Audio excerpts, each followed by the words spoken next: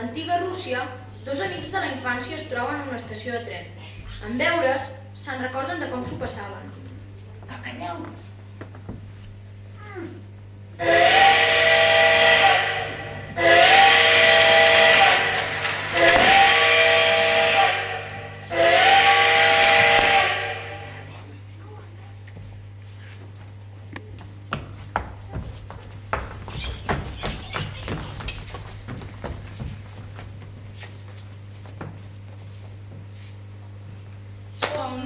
Som els cavallers, llest, llest, i el que no digui res, no té res a la fiambera, i el que no digui res, no té res al seu porró.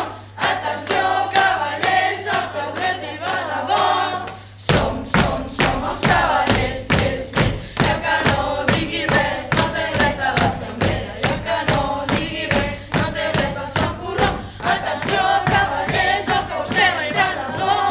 Som els cavallers, llest, llest, i el que no digui res, no té res a la fiambrera, i el que no digui res, no té res al seu forró. Atenció, cavallers, tot el cos. Som els cavallers, llest, llest, i el que no digui res, no té res a la fiambrera, i el que no digui res, no té res al seu forró.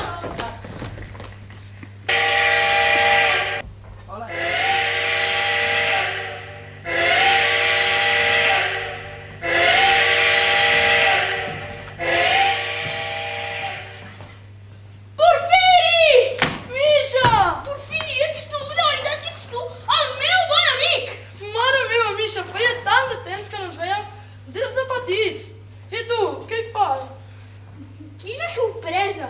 Tu sempre tan ben perfumat i tan elegant. Explica'm, com t'ha anat la vida? A mi m'ha anat molt bé.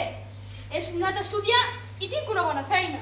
Doncs jo m'he casat i he tingut un fill. Et presento la meva dona, la Lluïsa. Encantada de conèixer. Igualment. I tu com et dius? No beneir. I quants anys tens? Tinc 9 anys, senyor. També sóc funcionari. No cobro molt, però la meva feina m'agrada. Sóc assessor col·legiat. La meva esposa dona lliçons de música i jo faig tabaqueres de fusta. I tu, has arribat a conseller d'Estat?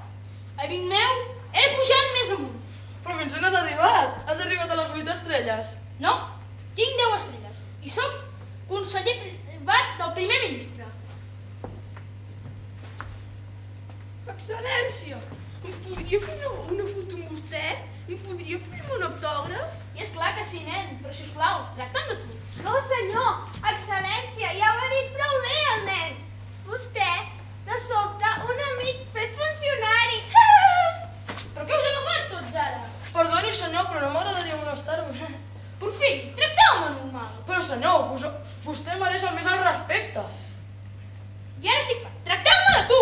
Però, senyor... En Misha es va enfadar, li va estrenyar la mà i se'n va anar. Al fons se sentien les veus de la família saludant-lo. No s'ha de mostrar tant respecte per la situació laboral d'una persona quan sou amics.